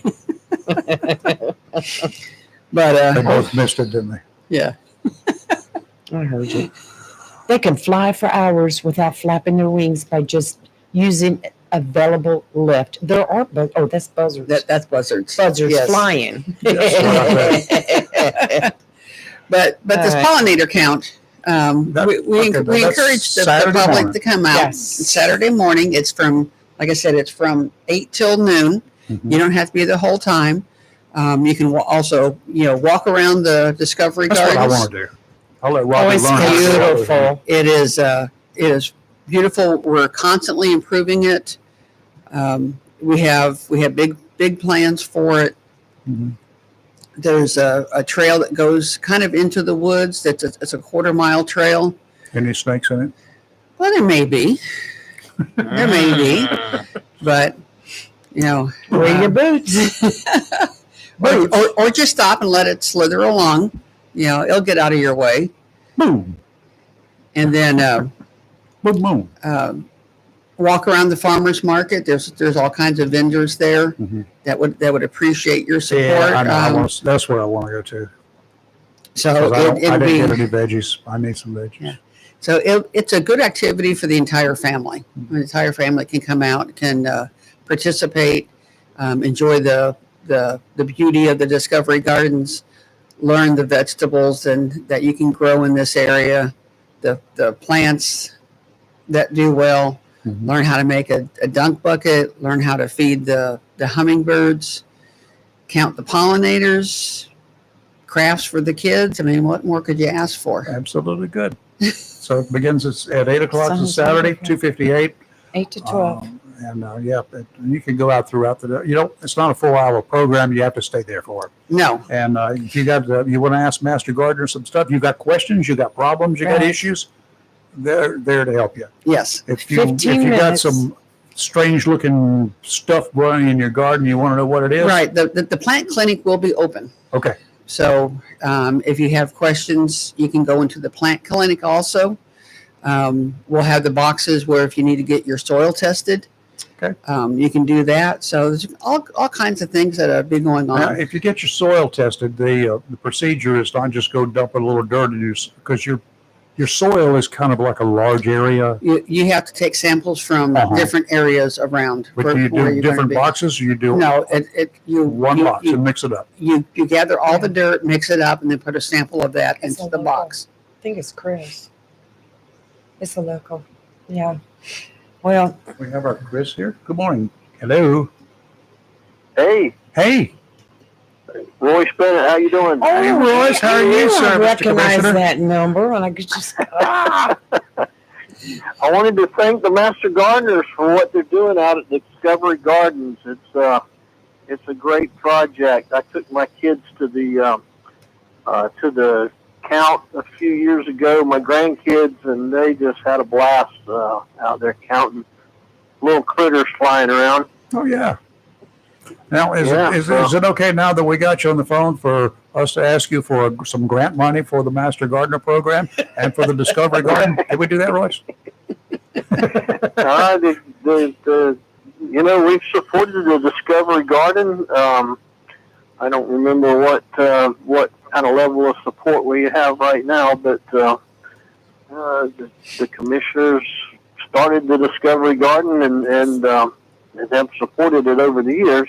Okay, well, good. I don't really recall that they've asked for any money recently, so I don't We don't generally just give money to people unless they have a need for it. So Okay, well, I'll be seeing you in Well- January then. Well, the county has been gracious enough. They're going to redo the walking paths for us because the materials that were used before didn't work out very well. The county's been helping us move rocks around the pond. Mhm. So we've gotten some great support from the county. So you guys are helping, Royce. good. I so look forward to the new building that you were talking about earlier out Yes. there at the multi-purpose building. I think that's going to be wonderful. Worked hard to keep master gardeners and agriculture industry in that building. So I'm glad it worked out the way it did. Yeah. Good. We're looking forward to getting back into the building and being close to Discovery Gardens because that's where we work and that's where we would like to be is back down in that area. So we're glad that there's going to be an area set up for the extension office, and we appreciate that very much. Sure. All right, Royce. Well, I really just want to thank you for what you do at the Master Nice. Gardeners for looking out for Discovery Gardens and all you do for. I know with the Capers Bucket Brigade, y'all have been such a big help with the Salvation Army and the Right. Bucket Brigade, teaching people how to grow their own vegetables in their own yards. So, love it. Royce, I want to Keep thank up the good you. work. I want to thank you for, not only calling in and recognizing this, but actually participating in some of these events Yes, he that does. you walk the walk and you talk the talk. So good for you. Thank you. I have one question, Royce. Just one. Yes, just county commissioner meeting tonight, 6 p.m., correct? Yes, we do. Huh? Okay. Good. Okay. We'll be listening and watching. Thank you, Royce. All right. All right. Thank you. Y'all have a good day. Yeah, you take care. Oh, Royce Bennett is a very proactive individual. He does go out to a lot of the events that he's talking about. Oh my gosh, he's Took on his 100 kids and stuff. committees. Out there, that's good. That's Yes. really good. Yeah, it is, and it's nice getting the recognition. It really is. Charlie is so fascinated with Carol. He wants to ask her a question about her B-52 bomber maintenance. Were you weren't Rosie the Riveter, were you? I was a crew chief on the I like who that B-52. is. Yeah, crew chief. All right, Charlie, you got a question. Go ahead. Impressed. So, Carol, you worked or you were a B-52 bomber mechanic? Yes. So I'm fascinated by this. Okay, I'm more fascinated that you were a woman Too. and you were involved in this field. Her husband's fascinated that she's a woman too. So, but I'm curious, so are you familiar with most of the mechanical elements of a B-52 plane? Well, most of them, you have to realize that it's been quite a few years since I have done that, and there's been many upgrades, but I can try to answer any question. Well, I'm not trying to trick you. Obviously, you're a very smart person. I just did my own basic research. I'm just curious, do you know when the first production model of the first B-52 was? That was, I believe it was 1958. 54, but that's fine. I'm not trying to trick you. I'm just fascinated by what you did in your past. Okay. So, no, I'm an idiot. So, do you know what the payload capacity is for a B-52? No, probably it's like, changed. I think it's like, I want to say it was like 300,000 pounds of fuel. And then you had the bombs. How many bombs Okay, did last that carry? question. I'm not trying to trick you. Do you know what the altitude of the B-52 was? The approximate feet? Maximum. 5,000 feet. No, No, probably should be 50,000 about- feet. Should be about 50,000. 50, yeah. It's 50, yeah, 50. No, okay, listen, no. I'm fascinated by what you do. I think you're a great guest on the show. I like you, and you guys have a good day. Thank you, Thank Charlie. you, Charlie. I know. I'm Charlie's just one of like, our California callers. Oh, in greatness You here. just never know where we get callers from. We don't know where we get callers from sometimes. Fascinating background.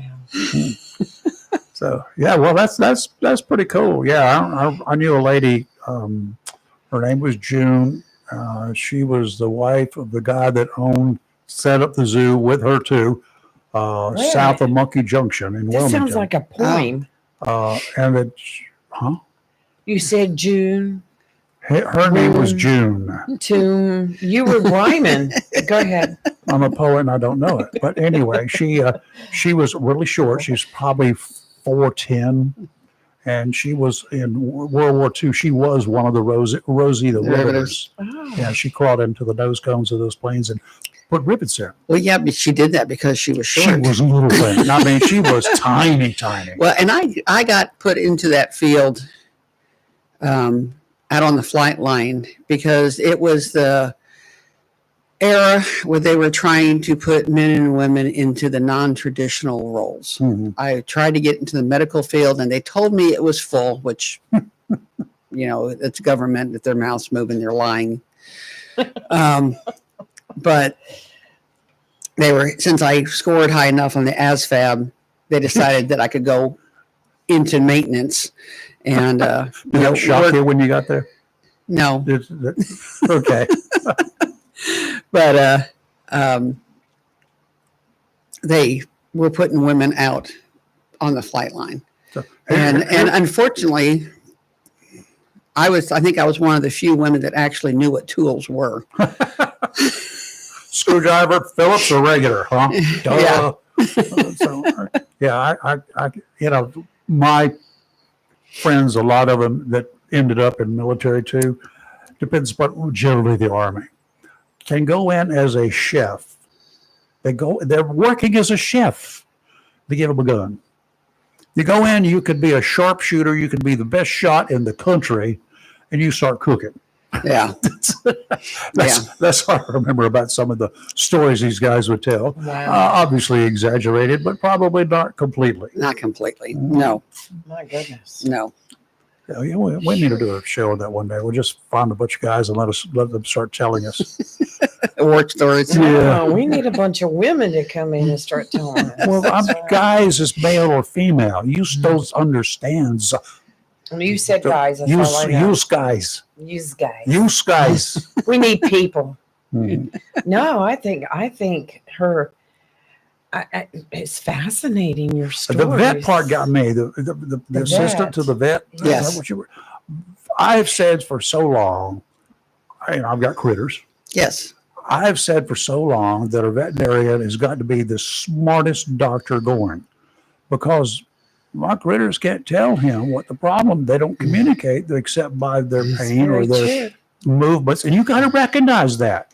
A veterinarian is like a pediatrician. Yeah. You have to rely on the parents to tell you what symptoms they're seeing. Mm-hmm. And then you also have to be a little bit of Sherlock Holmes because you've got to diagnose and look at the clues and stuff. I and love my decide. vets. I love my vets. I said many times, if I got stuck in the middle of the night and couldn't find me a doctor, and I could find a vet, Yes. I'm going to get fixed up. Yes. Oh yeah.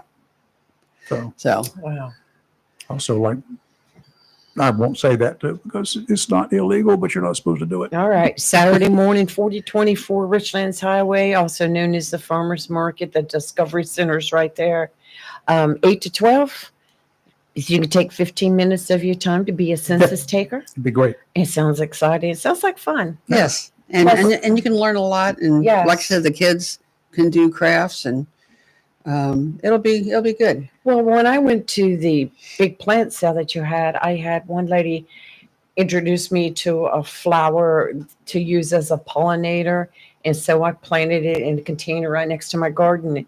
That thing's like 4 foot high. It's a Bach, B-O-C. I can't remember the name of it. It's Bring a beautiful. leaf. It's just long stems and it's got like a purple flower on the end of it. You sure it wasn't bee balm? No, I remember the word Bach, B-O-C, and I want to say thrive or something. I don't remember, but beautiful plant, and it was a great pollinator. Mhm. Yeah. Something to, and that's one thing you'll learn when you come out there is when you're walking around, because all the plants have got name tags. Oh, good. And so you can always Right. figure out Is what, it in English? Yes. Well, Well, I it has the Latin name and the I don't care about the Latin name. I just want to be able to pronounce and it. the did say common the name tag, but and two, people can get information Saturday on plants that are good to go ahead and start planting now, like your lettuces and stuff Yes, for winter. right. Is it too late to plant winter squash? I mean, late summer squash or something. Actually, you want to start planting your cool crops next month. Okay. Yeah. Right. So, But if I want to grow some spaghetti squash, I love spaghetti squash. I do too. well, you want to do it in September because then the squash borer beetle won't be around it. Oh, good, because anymore. those suckers are mean. Yes, they are.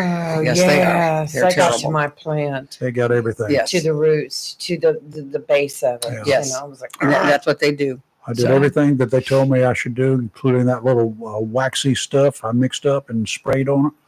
They still got me. Yeah, they're terrible. They are just they're terrible. just sitting on everybody's fence waiting, Yeah. waiting. We'll get them. Like, oh, it's about time to attack.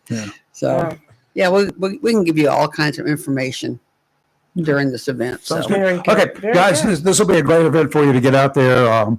Even if you're one of those flower pot growers, you can learn a whole lot. oh yeah, you can do a lot in containers. Yeah, and I will, for my garden next year, I will have more flowers around it than I will have plants, Yes. because I am going to plant that. I will load it down for pollinators. It Yeah. made a huge difference this year for me. Well, Yeah. it was too late by the time I got into that part. Yes. Yeah, it'll be good. Okay, well, thank Okay. you for having Thank me you, on. Carol. I Appreciate appreciate it. it. Thank you for coming in. She's got to come back one day and just talk about her life. Oh, yeah. I just want to hear more about being a B-52 bomber mechanic and the veterinarian assistant Did you ever go? and the nurse. Did you ever go aeronautical mobile? No. Oh, okay. No, I was a woman. We weren't allowed to go to combat. So, I mean, just flying around. Put a ham rig in one of the planes, and just so you could say I went aeronautical mobile for No, B-52. I wasn't a ham then. Oh, you weren't? Oh, Oh, Okay. run, Carol, run. run, Carol, run.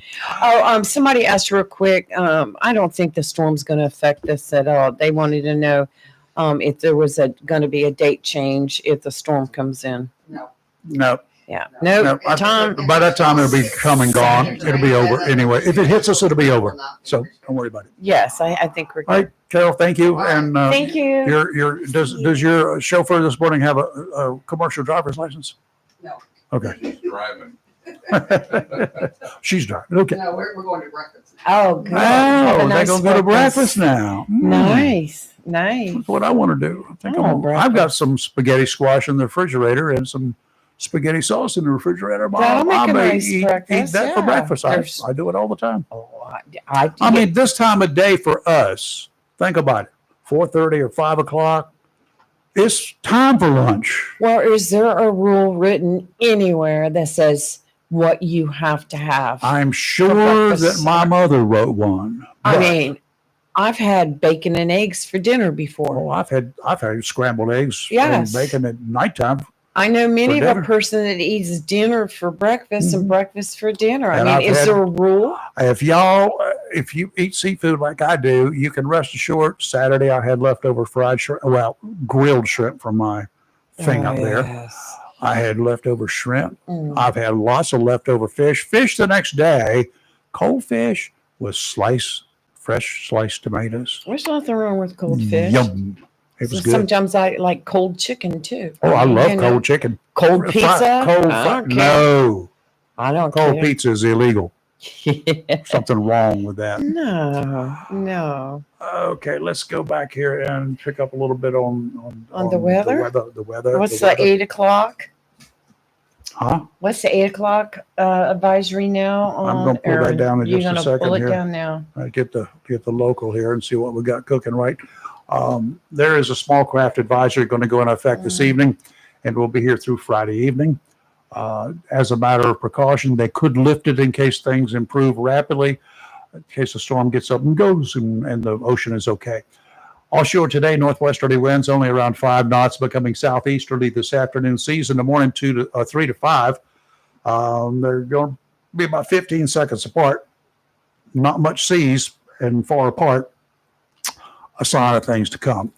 Sounds and rivers flat, increasing to a light chop this afternoon. Tuesday, tomorrow, northeasterly winds 15 to 20, seas 7 to 10 feet near shore, 4 to 6 tomorrow, building to 5 to 8 by the afternoon tomorrow. Wednesday's D-Day, H-Day, maybe northeasterly winds 15 to 20, 20 to 25 in the afternoon, gusts to 30 knots, seas 11 to 15 feet, 8 to 11 near shore, and there's a possibility they will get bigger.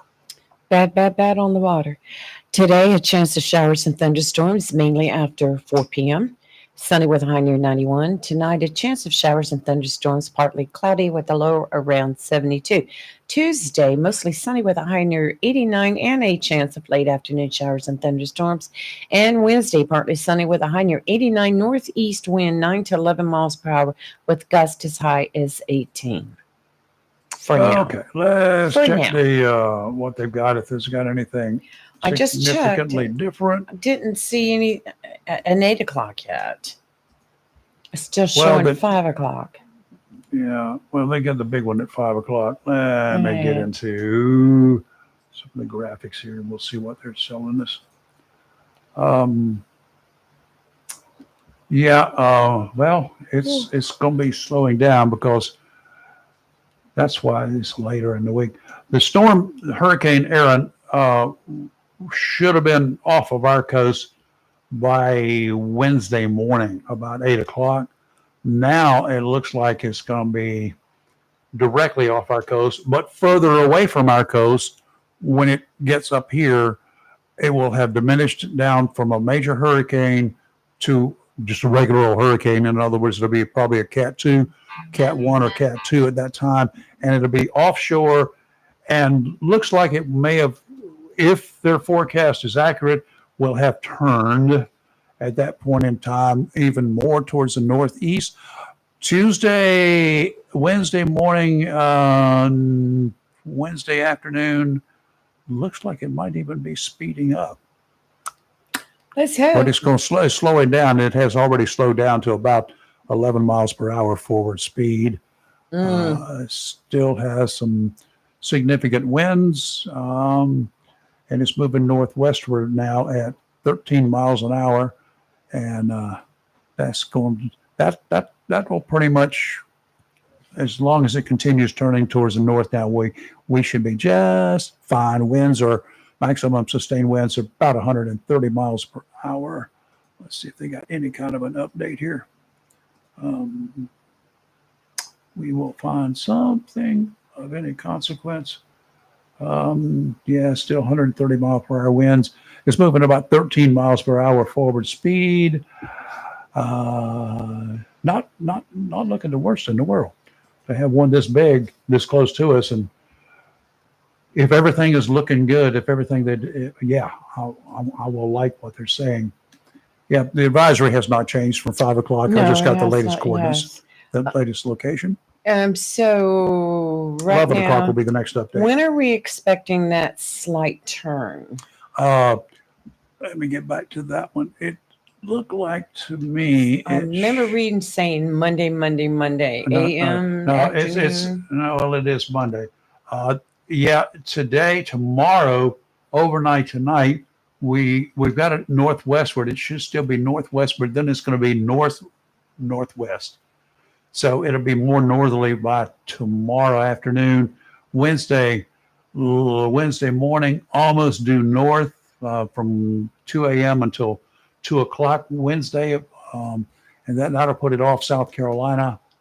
And that's the good thing. And then it will do a hard right turn, not hard right turn, but a significant turn, probably about 30, 40 degrees is what they're predicting right now. Overnight, Thursday morning, Wednesday night, into Thursday morning. And that'll be it. And it will not even get any closer to Bermuda. That's the closest point it's going to be to North Carolina. It's going to be 2 a.m. Thursday. But it's going to be significantly far enough offshore, and the winds will have died down. Not died down, but diminished. How's that? Let's hope. Yeah. I feel extremely confident, but I'm always worried about that one little thing going wrong. Well, one little thing. Like it bumped a little further west than what they anticipated. Well, it's moved around a lot. Yes, because they So- do that. They wobble back and forth.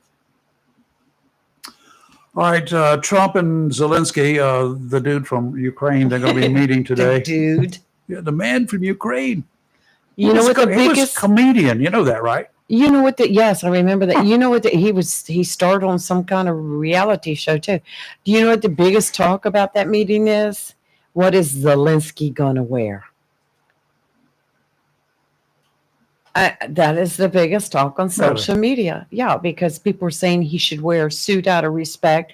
You know, in the past meetings he's gone in there, he's not dressed up in a suit.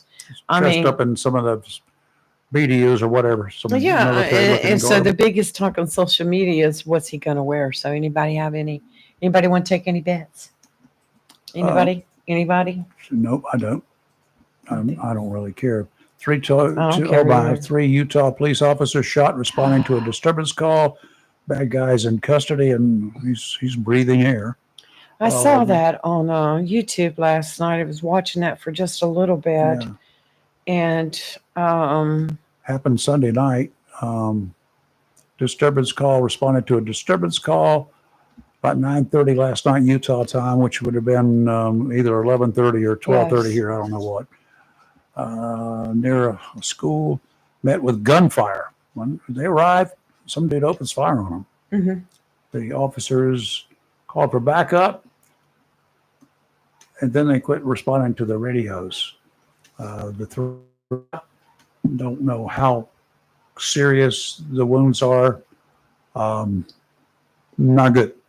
Yeah, I stopped watching it after about 30 minutes or so because there was really no information coming out of it. It was just people taking videos on the street. I'm like, I'm not going to watch some video being taken by somebody who Well, decides they to throw took a him camera into up there. custody. They've had a whole big response from SWAT, from Good. both their office, their department, and others. And they don't think he was barricaded. No report Something about about that. he had the cocktails in the residence, and I don't know. It was a lot of information coming out with nothing confirmed, so I just turned it. I just didn't even want to.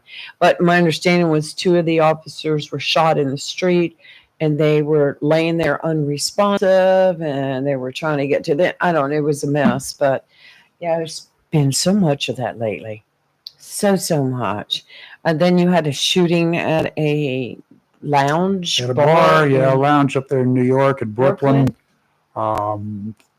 3 people killed, Yes, 12 9 injured. 9 wounded, 9 total people, total Okay. 12. total 12. Okay. 3 of them were killed. All that were killed were men. There were 3 women that were shot. This is a lounge, which, according to the reports that I was reading online about it, it's a great place to eat. Had Caribbean and American food, so they were well known for their seafood, and so they were getting high reviews for that. It's more than just a regular bar. 3:30 in the morning, they're still open. That's what I was That's the going to bar- ask you. that's Wasn't the it bar after opening. 3? Yeah, Yes. 3:30 in the morning. That, They can open late. New York, they say open around the clock in some places, I guess. I but don't you know. know, we talked last week about a place. It was a bar or something. Oh, that was 11 in the morning. But there was one before that to where it was like 2, 3 o'clock in the morning when they had, and like, why are they still open? Should have cleared out. Hey, I've got something for Dr. Rose when she calls Wednesday. Okay. All right. This is the United States Center for Disease Control issued another string of travel warnings as a chikungunya virus continues to spread across the globe with outbreaks in Africa, America, Asia, Europe, the Caribbean, Indian, and Pacific Oceans. Warnings for 8 countries were announced by the CDC on August 15th. What is the disease? It's caused by the chikungunya virus and is spread to humans through mosquito bites. I can Yeah, we're talking about mosquito bites this not morning. even close to pronouncing Symptoms that. include, I know, I just did the best I could. Symptoms include headache, muscle pain, joint swelling, rash. People get better within a week. However, some have severe joint pain for months to years following the illness. Maybe I should send her a message first before I ask her about this. Wow. So many diseases. You know, a lot of folks here, after this storm passes, they're going to say not here, because we're not going to be evacuating here unless it turns to come this way. But those folks on the Outer Banks, you know, those on Ocracoke, mandatory, get off the island. It's if that storm turns a little bit, as big as it is, and it starts impacting the area, and you can't get off of the island for several days. Not getting The off the ferries island. will be shutting down. That's right. That's why they want you to do it now. That's right. Okay. The roads going to the Outer Banks are really broad interstates, right? No, 2-lane, some 4-lane roads, but those roads get really, really crowded Right. when everybody starts to leave. Reminds me of the days when they had a swing bridge at Atlantic Beach going over to Emerald Isle, the only bridge connecting the mainland to Emerald Isle, that whole Atlantic Beach, Emerald Isle. And on a Saturday or Sunday afternoon during the summertime, when a thunderstorm comes up, there and the traffic trying to get across that bridge was jam packed, Right. bumper to bumper. And then if a boat comes through, they got to raise the drawbridge. Yeah. So that was in the day, and the roads are all 2-lane. It was a 2-lane bridge and everything. You will be facing the same kind of mess, but keep in mind, you'll be getting traffic from as far south as Ocracoke. They can't take the 2-hour ferry ride back to the mainland at Cherry Grove Beach. You'll have to take the entire length of Ocracoke. If you're at the south end, drive the 15 miles to get to the ferry landing there and wait your turn for several ferries to go. And those ferries can't go straight across now like they used to, because of the inlets in that whole area has been consumed with drifting sands. They got to drive around. It takes you 45 minutes or more to make that 2-mile trip. Well, I can say in defense of some people that will stay, they have no place else to go, and they choose to stay. They've ridden out a lot of hurricanes. Well, that's up to I them. wish you the best. You know, it's your choice. But if you wait till the last minute and your hotel closes that you're staying in, what you going to do? One lady posted this morning, she said, we no sooner got to our vacation rental at Cape Hatteras, 5 minutes after we walked in the door, we got mandatory evacuation orders. Yep. Well, you know, She said, bye. yeah, you may as well go find somewhere else. Come on down south. We got room down here. Yes. But people are going to, as soon as this is over with, shouldn't have left because it didn't do anything. You wait and see. They're going to scream and holler. You never know. You never know know exactly what's going to come in for sure. I mean, you know, your weather forecasters say, look, this is what it's going to have, blah, blah, blah. I respect those guys who do that long range weather forecast. And I'm talking about 2, 3, 4 days out. I do too. That's serious. Okay, go out and enjoy the day. Yep. And we While you can. Tomorrow we have candidate for city council coming in, our former police chief, Mike Yanero. Mike Yanero will be joining us. He's after 50 years of public service. I'm like, why do you want to be a politician? Yeah. But, you know, he said, I want to continue serving my community. We're going to ask him about a specific platform, whatever his platform is. I want to know the nuts and bolts. That's what I said to him. I just want to know what the nuts and bolts are. And I having been one, I used to know probably more about the city wherever I worked than most of the citizens in the city would have known, because I was there day and night at different times of the day and night. That was what cops do. So I would imagine, and getting all of the senior side of life in the reports that are filed by his officers, their officers, you really get to see a whole lot of things that are going on behind the scenes. You know where every water leak is, when somebody hasn't done their job, yada, yada, yada, yada, yada. You know, you find out things. Well, what impresses me is, even as the director of public safety, AKA the police chief, he has never missed a city council meeting because he always went. That is remarkable. Yes. And So he knows a lot of what's going on with the city, the projects, et cetera, Sure. et cetera. And just a reminder, tonight, the Onslow County Commissioners meeting starts at 6 p.m. If you cannot go, you can watch it online. You can go to their Onslow County government website and pick it up right there and listen to that meeting. So do it. I think we need to get a cheering section or a group of people. You know how they have in football stadiums? Yes. To hold the signs up and say, Yes. go, yada, yada, yada. Right. I think we need a small cheering section at the county commissioners meeting, maybe the city councils meetings throughout the entire county, and have either go or either yay or boo. Yeah. Maybe applause. Wait a minute. Yeah, we got to have applause stuff. Or boo. Boo. Well, we have a boo too. There you go. I need to get that hooked into their PA system. Ooh. Do you think we would get kicked out? Yes. Yes. They wouldn't know it was Right. me. A lot of people, and it is common, it's normal. A lot of people want to criticize what the county's doing or even what the city's doing or whatever. But, if you watch these meetings, and you don't even have to leave the comfort of your living room to do it, you'll learn so If much you about government. Don't watch or listen or go to, and the only time you decide that you want to jump up and down and scream and holler and Mhm. blast the county or the city or whoever is when you read some article on that infamous Facebook or whatever, and you see the malcontents. Mhm. You Bookface. don't see people that Right. are happy with anything. Right. You see the malcontents, and that's what they're posting. Negativity. And The it's same all way- their own personal Right. opinions, and they haven't been to the commission meetings or at Mhm. council meetings. That's right. Generally speaking, they're outsiders. Okay? Please be careful driving today. Yeah, do that. Every day. Follow the law.